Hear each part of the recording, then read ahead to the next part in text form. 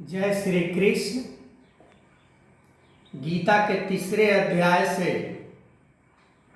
बीते कई दिनों से मैं वीडियो बना रहा हूँ। भगवान कृष्ण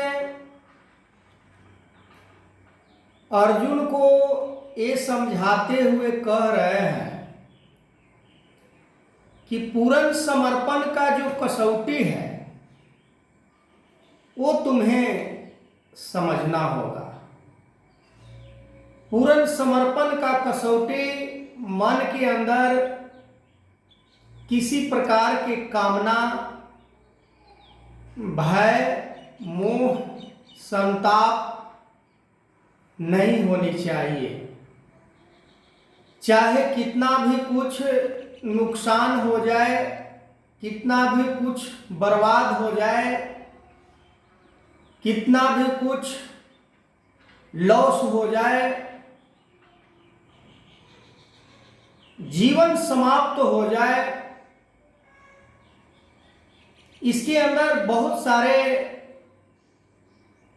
हम नाम को जोड़ सकते हैं कि पूर्ण समर्पण के बाद मनुष्य का कैसा चरित्र और कैसा बुद्धि ज्ञान होना चाहिए, वो समाज में कैसे विचरण करता है, मनुष्यों से कैसे बर्ताव करता है, सामाजिक तौर पर अपना जीवन का दिनचर्या उसका कैसा होता है, वो किसी से बैर करता है या नफरत करता है, किसी को सत्कार करता है या किसी को दुत्कारता है, किसी को गिरते हुए को उठाता है या और गिराता है, किसी को अपने से नीचा समझता है कि ऊंचा समझता है। यही अर्जुन के मन के अंदर परिवार, कुटुंब, मोह का भय समा गया था। आज भी यदि देखा जाए, समय के सतगुरु बाबा हरदेव सिंह जी महाराज से लेकर सतगुरु माता सविंदर कौर से लेकर सतगुरु माता सुदीक्षा, हमारे परम श्रद्धेय राष्ट्रपिता, यही पूरे दुनिया को आज संदेश देते चल रहे हैं कि भक्ति को यदि बचाना है, जीवन को यदि नरक में जाने से, 84 लाख योनि में जाने से बचाना है, तो गुरु के चरणों में समर्पित हो जाओ, गंगा जल से पवित्र हो जाओ, गंगा जैसे निर्मल हो जाओ। पर हमारा मन दुनियावी विषयों में घेरे रहने के कारण हम समझ नहीं पाते हैं। परमात्मा को खुश करने का मात्र गीता के अंदर साधन बताया है, तो समर्पण। अपने लिए कुछ करे या ना करे, इंसानियत को बचाने के लिए, मानवता को बचाने के लिए, मानवता स्थापित करने के लिए, भाईचारा को समाज में लागू करने के लिए, अपना पराया के भेदभाव मिटाने के लिए जो सतगुरु ने हमें कर्तव्य बताए हैं, उस कर्तव्य को हम पालन करें,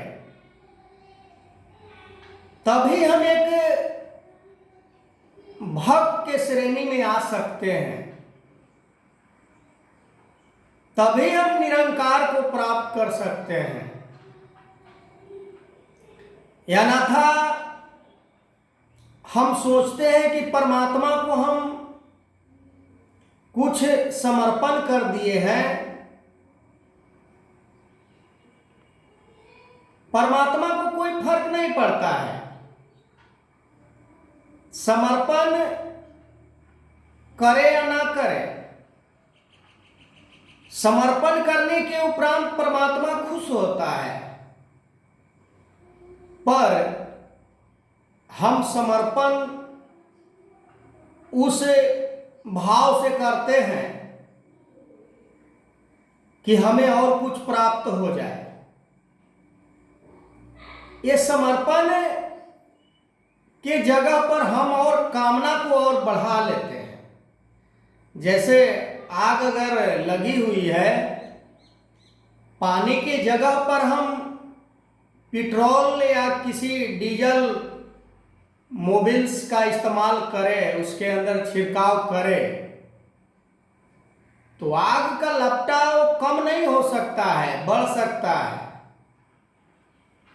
तो हमें जो कामना को त्याग करने के लिए, इच्छाओं को त्याग करने के लिए सतगुरु ने, परमात्मा ने हमें जो ज्ञान दिया, बुद्धि विवेक दिया, इससे हमें समझना है हमारे अंदर जो भी इच्छाएं कामना है वो हमें निकाल कर फेंकना है, निकाल कर खत्म करना है, नष्ट कर देना है।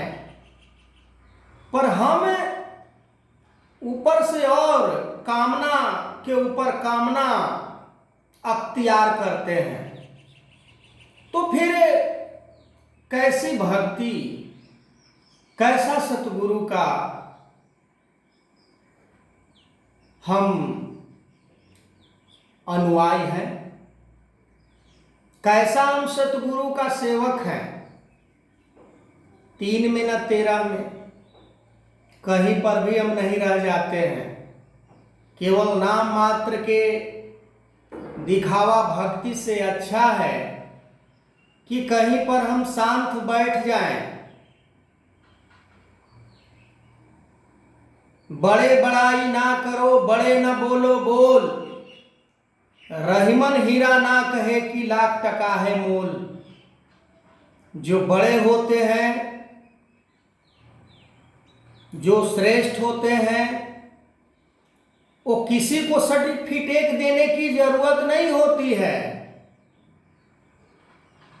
कि मैं श्रेष्ठ हूं। क्योंकि वो जो पूरे गुरु के चरणों में समर्पित हो जाते हैं, उनके लिए गुरु हर कार्य को करते हैं। फिर उनके लिए एक दरवाजा बंद होता है तो कई दरवाजे खुल जाते हैं। ऐसे ऐसे बड़ी सारे उदाहरण पड़े हैं धर्म शास्त्रों में भक्त और भगवान के बारे में। भक्त और भगवान का रिश्ता में संसार के कोई भी शक्ति रोक नहीं सकता है।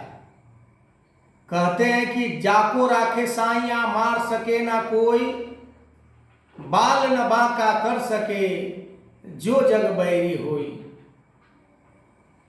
अधर्मी का संख्या चाहे चाहे जितना हो जाए, पर धर्मी को वो एक बाल भी बांका नहीं कर सकता है। धर्म के ऊपर चलने वाले को संसार के कोई भी शक्ति उसे पराजय नहीं कर सकता है।